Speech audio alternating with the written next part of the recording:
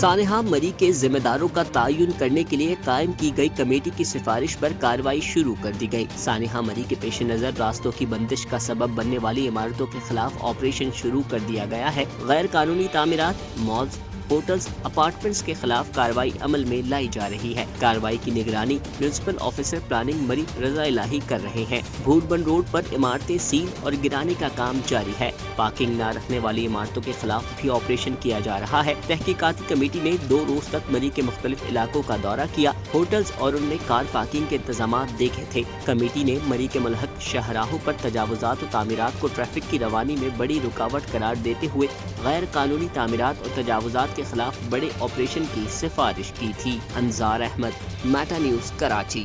Meta News کی videos دیکھنے کے لیے میٹا نیوز یوٹیوب چینل کو سبسکرائب کریں اور فیس بک پیج کو فالو کریں تاکہ آپ آنے والی ویڈیوز سے باخبر رہ سکیں۔